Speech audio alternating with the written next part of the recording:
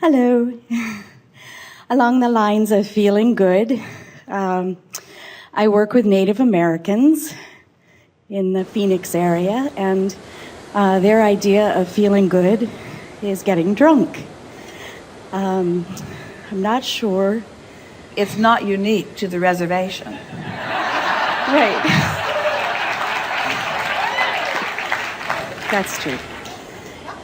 So when I work with them and I think about thinking of a better feeling thought, telling a new story, they seem to be stuck in their search because they, and I say they collectively, it's probably not, but But you see, you can't get there. You can't help them get there from there, because in your assessment, you've already decided that their approach is inappropriate.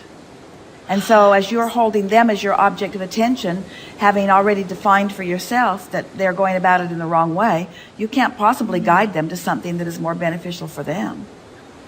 You have to make peace with their drunkenness.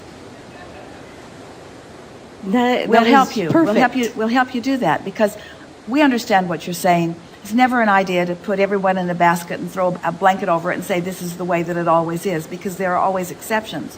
But let's just talk about anyone who has discovered relief in alcohol or drugs or something like that. What is at the basis of their behavior? What do you think is behind all of that? in my opinion, escape Is from there a dark place that they've been. We think that that is a fairly good observation, but we think that you could find a word that would serve you better in your quest to help them. Can you find a better word than escape? They are seeking relief. Right. Yes. So is there a difference between a different visceral emotional feeling? They're seeking escape or they're seeking relief. Which one is softer? Which one is more loving and in alignment? I believe they're seeking relief. They're seeking relief. Are they seeking relief from discord and misalignment, or are they seeking the allowance of alignment? Which feels better? They're looking for alignment with who they are, or they're trying to avoid misalignment? Which feels better?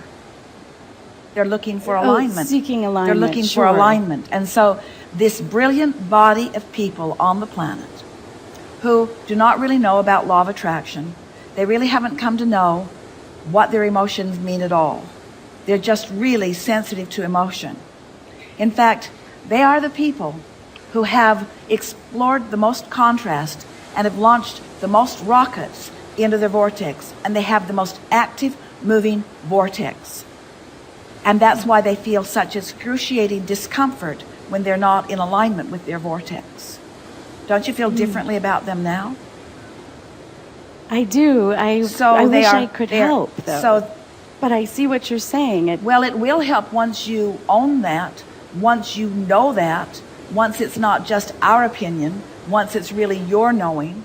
In other words, when you really come to understand that everyone's doing the best that they know how to do, and every one of them is looking for the relief of resistance and the exhilaration and peacefulness of finding alignment. That's what they're reaching for, you see. But when you as an individual or as a mass consciousness, when you condemn the behavior that is the solution that they have discovered, begin again. At the basis of what they want is a really good thing. It's what we teach, it's what you teach, it's what we're all rooting for. And yet we are condemning the process that they have discovered in order to get right to the place that we all want them to get anyway. And then you say, but wait, I don't want them to get there drunk. There's so much negative stuff that comes along with that. And we say, well, most of that is brought upon by the society that is pushing against. Absolutely. Most of the discomfort relative to drugs and alcohol is about the law and the enforcement and the exacerbating, making criminals of almost everyone that's seeking relief. Yes. So before you can help any of them, you got to get on their side. You have to understand who they really are and what they're really reaching for. And you have to convince them that you get it and that you understand their discord, you see. And you have to compliment them in their stopgap measure, in their temporary measure. I understand why you're doing this, and I don't blame you at all. And if it brings you some relief, then I'm all for it temporarily. But I would like a more permanent solution for your relief. And this temporary solution that you've found, because of the way society is approaching it, isn't working out well for you or for anyone. So I'm going to hang in there with you, and maybe we can find something that is a more permanent solution. In other words, now we're talking about something very basic. But now there's another thing that we want to talk about that is a big part of addiction. And that is, at the root of all chemical addiction is a sincere desire to feel better. You have to put that first. But if that sincere desire to feel better is not understood, and there is not a vibrational approach applied to it, and so then they are introducing to their physical apparatus substances that their body will acclimate to. You see, when you introduce something to your magnificent, genius, cell-based, intelligent, physical vessel, your body is going to figure out as best it can, just like we just described about them psychologically. The cells of your body are individually doing the best they can to cope with what you have ingested or what you have introduced to the body. And that coping, that acclimating, is translated in the form of a craving to the human mind. So the cell says, didn't like it the first time you gave it to me, but I found a way of adapting. All of us did. We got together and we had an AA meeting. And we concluded that rather than let you just die over this introduction of all of this stuff, that we would adjust our vibrational frequency to be able to live through this night at the bar. And we've made the adjustment, and we're all right with it now, so bring it on. So now you've got two things going on. You've got cells that adapted and now are actually asking for what they've adapted to. That's why the craving is there. And you have this, what psychologists are calling psychological basis, which is not feeling good and trying to. So what humans are, for the most part, addressing is only the chemical addiction part. And they have discovered, and we agree with this completely, that if you can go for 3 days without the introduction of something to your body, that your body will move it through and that the craving will stop. You're only 3 days from sobriety from chemical addiction of anything, whether it's preservatives, whether it's sugar, whether it is the sugar substitute, whether it is alcohol, tobacco. It doesn't matter what it is. Any drug, your body will work it through in as short as 3 days, and the chemical craving will stop.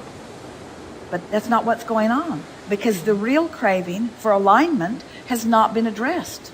All they're talking about is just don't do that, and if you don't do that, you can hold yourself in a place of not doing that. And if you'll come to these meetings, we will continue to tell you how bad you would be if you will do that. Exactly. Or we will convince you of your inappropriateness. We will wrestle you to the ground, and we will hold you in such constant contempt that you will have to work really hard to get around our contempt. Or we'll put you back in jail if you relapse. Or it will get worse, and it will get worse, and it will get worse. But for the most part, we will do nothing about addressing what's really going on, because we don't understand what's really going on, because we don't know anything about vibration, we don't know anything about your inner being, we don't know anything about how you put things in your vortex, we don't know anything about who you really are, we don't know anything about the vibrational relationship between you, and so we cannot address what's really going on, but we can lock you up in your misunderstanding. Yeah. So you got to tell them what's going on. If you want to help them, you got to say.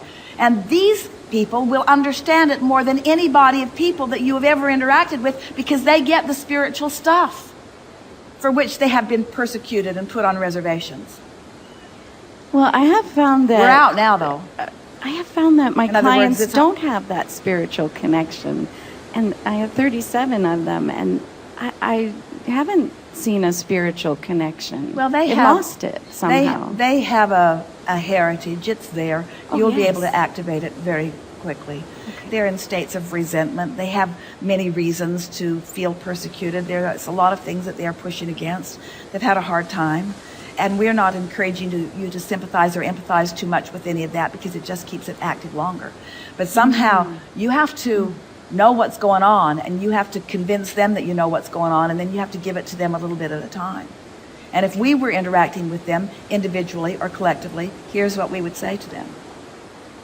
We'll speak from your perspective. I don't sense that you really want to interact with me, because I think that you think that I'm just going to try to talk you out of what you really want to do. And I don't blame you for that, because that's what's been going on for a long time. But if I have enough time with you, and maybe I will or maybe I won't, it's all up to you, but if I have enough time with you, it's my desire to convince you that I get what's going on here, and that I have a solution, but it's going to be gradual, and it's going to be easy. It's going to be easier than anything that you've done before. And I'm not going to ask you to trust me at the outset here, because that's asking you to let all of your natural instincts go by the wayside and to just be sort of stupidly open to someone that you don't even know. But I just want you to know that if you'll hang in here with me a little bit, that I will help you to remember who you are. And I keep getting glimpses of who you are. And I know it can be better for you. I don't like what's going on in your world. I haven't liked it for a long time. I've been on your side more than is good for me, say to them. And I believe that everything that you're feeling is valid and justified. But as I've been studying and researching and living my own life, I've discovered some things that are common to our basic instincts, but sort of forgotten in terms of what's going on in the world today. And so most people are in a sort of state of confusion about this. And I think that you're giving me an opportunity to help clear some of this stuff up here and now. So these are the things that I know that I'm going to offer to you. And you'll pick them up as you're ready to, and that's all right with me. There's no agenda here other than you feeling better. And I'm really not trying to get to the basis of your addiction, because I understand that. I think anybody who'd been living what you'd been living would be doing that as well. So I'm not here to try to control your addiction. I want to play with you or work with you in order to help you to understand what's at the real basis of that. And it's a whole lot easier than anybody's making it out to be. So I just like to start by saying to you that I understand your addiction, and I'm sort of in favor of it. And if we lived in a world where there were not so many negative consequences to such an addiction, I wouldn't be here having this conversation with you, because I don't think that it's so wrong what you figured out. There are a lot of people that are having experiences like yours that are not in trouble all the time. So I'm just trying to find a faster route to you feeling better. And now I've really said more than you want to hear. I know that you're sort of tired of people here trying to fix you. And I'd like to say at the outset here that I'm not here trying to fix you, because I want you to know this above all other things. I don't think you're broken. I don't think you're broken, and I'm not here trying to fix you. Perfect. I just know from my own experience that sometimes I'm happier than others. And I like happy better than the others. And yes. I think that that's possible for all of us. And so we wouldn't be talking if you weren't in trouble. And I hate that you're in trouble. I don't think it's right that you're in trouble. But I think that in trying to soothe them, their perspective of the trouble that they think you're in, that we're going to get to the heart of something that will be really good for you and really good for me. And so that's it for today. Go have a drink.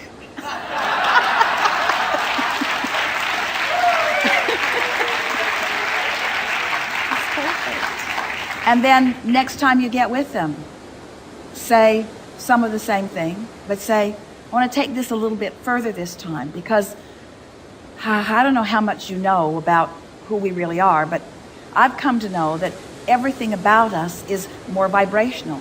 I know that what I hear is vibrational. I can see sound waves. And I sense that what I can see is vibrational, because they've actually said that there is a speed of light and there's a speed of sound, and what they are actually measuring is vibration. That's how they came up with the term of speed. And so I know that there's a speed of smell and a speed of taste and a speed of touch. In other words, we're all vibrational. And our emotions are our strongest indication of vibration, of anything. And so we're going to study vibration here. We're going to get to the heart of vibration. And then say, and you probably don't want to hear it, but I have discovered that if I pay attention to the way I feel, that I have a lot more insight. I think it's what all of our forefathers were knowing. I think there was wisdom that was understood that has been forgotten, because we've got so much in our head and not enough in our gut, so much in our action and not enough in our thought. They will hear this. They understand this. They've been drunk. Anybody who's really been drunk has been receiving inspiration like this. Alcoholics are our best audiences, really.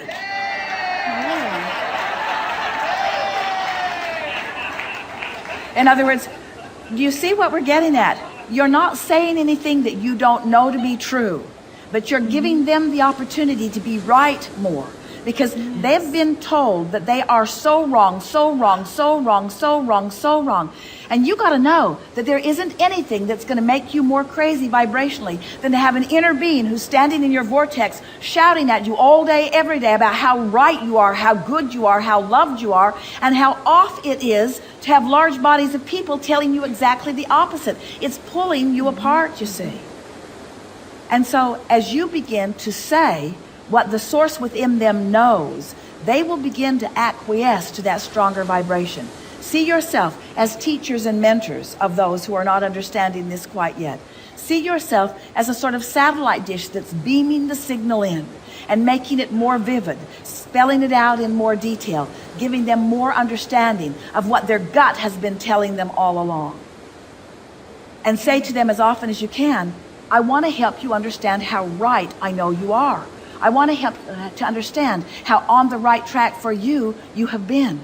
I just want to help you find a track where you're not out there in the open with so many people taking so many shots at you. I want to help you kind of get undercover in your ability to create your own life.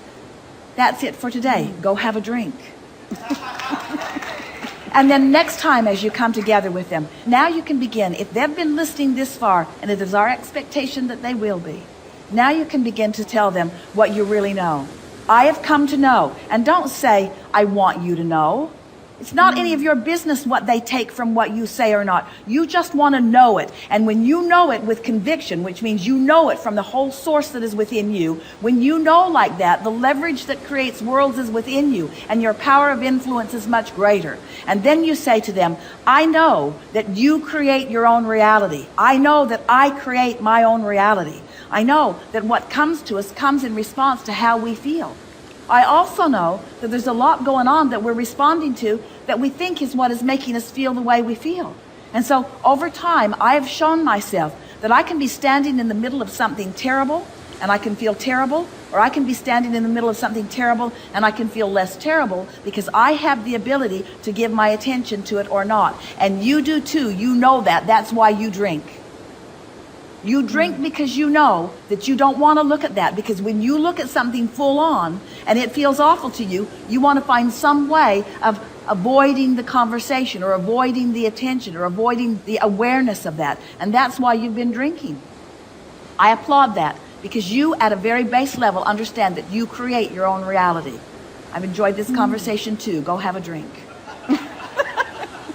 And next time you come back, take the conversation further. I create my own reality. I've discovered that. And I've shown myself that by spending more time reaching for things that feel good and not looking for so many people to blame, that things are getting better and better for me. And while I know that you've got plenty of reason to blame plenty of people, we all sort of do, but you sort of really do. I found a way that works for me that I think will work for you. And it goes like this. But we'll talk about it later. Go have a drink. Really, really. You have to win their trust. You have to help them to understand that you're on their side. You have to help them understand that you are not condemning their behavior, but understanding it. You have to help them to understand that you're not condemning the behavior, that you understand it, but the behavior is causing them a lot more trouble than you want them to have. And that you think that their life should be better than that. You think they should feel good more of the time. You want them to feel good more of the time. And in order to feel good more of the time, they have to have control of their own life experience. And you figured out how to get control of your life experience. And you want to show them if they want to. And then you say to them, but you know what? We have to find another way of being able to focus away from the unwanted other than drinking. Because the problem with that is you can distract yourself from what doesn't feel good, but you can't really tune in to who you are under those conditions. Because when you drink, you lose your ability to focus. And it's focusing that will set you free. I like that. So then, Thank you. now, some of them will be listening to you. Not all of them. Some of them will just keep drinking. But there will be those who you will have struck a chord with, and they will find vibrational resonance with that. And they will begin to apply some of the very simple and gentle processes that you're offering. We have demonstrated, even in the little bit of time that we've been together, the tools that are most effective in teaching. Do not allow yourself to be a sounding board for discontent. Don't let people practice a vibration that doesn't serve them with you. Let them understand that you care about them. But the thing that is so tricky is that when someone has an issue and it's really vivid in their experience and they are vibrating it all over the place and you try to tell them that all is well, they'd just like to kill you. So you got to be gentle about it. In other words, don't try to convince people that they are wrong in their discord, because they're not wrong in their discord. It's the most natural thing in the world. When someone really, really, really, really, really wants something and they're looking right at the opposite of something that's really, really important to them, it is right that they feel bad. And that's what you want to say to them. It's right that you feel bad when you're not getting something that you want. I just want you to know you can never get what you want when you're feeling bad. So then you say, but there's 3 steps to deliberate creation. And the first step is knowing what you want, asking for it. So that's the step you're in. You're in step 1, you're asking, and I applaud it. And every time they're negative, say to them, good job, step 1. Good job, step 1. You're doing an excellent job of step 1. You are the best at step 1 that I've ever seen. There's more in your vortex because of this than I've ever seen before. Really, really good. And I know that Source is lining up everything that you want. You can't see it yet, and I know that's annoying, but it's over there. Step 2 is taken care of. Not your work, not my work. Your work is step 1, but you're doing it really well. In fact, you've been doing it so well that you could sort of lighten up a little bit on step 1. You could lighten up on step 1. Been doing it really well. But what I want to talk to you about is step 3, because that's where all of the power is. That's where all of the work is. You got to be a match to what you want. And you can't be a match to what you want when you're looking right at the details of what you don't want. And it's the hardest thing in the world to have something so vivid that matters so much that you're looking right at that you do not want. It's right that you feel awful when you're doing that, but you got to diffuse it in some way. And the way I do it, say to them, is by going general. I just get general about it. And then demonstrate it on whatever topic it is that they're talking about. Demonstrate. Get into a general place. Don't stay there very long. And then say to them, that's enough for today, because I can already tell that you feel better. We did good work. You feel better. We've done good work. Good job. Step 1, excellent. Step 2, right on. We don't have to worry about that. Source within us is taking care of that. We made real movement on step 3. I'm glad you don't need a drink today. Do you think that distraction is a good technique? I have a laughing pig that I often bring out when things get really serious and when you're focusing on the so-called problem of staying sober. Do you think that has value? We'd rather they had a drink. Oh, you would? We're just kidding. We're just kidding. Well, if they're drinking, the laughing pig would go over better.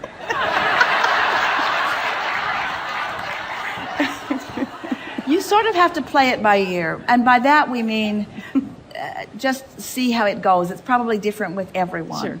But props that are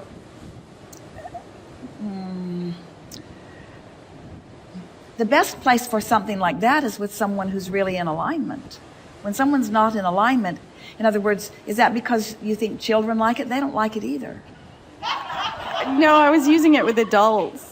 Oh, we understand, but this is a method that a lot of adults use. It's a method of distraction. Yeah. And it's like our friend said earlier, it was a very good conversation that we had. Is distraction really the best method? Because aren't they still leaving the vibration right where it was? And of course, anything that breaks the cycle of something. But if someone is really having a difficult time and you're offering something like that, there's such a vibrational difference that it seems that it would bring more backlash than anything else. Okay. Like, there's this lady who thinks she's going to help me, and when things get really tense, she brings out a laughing pig.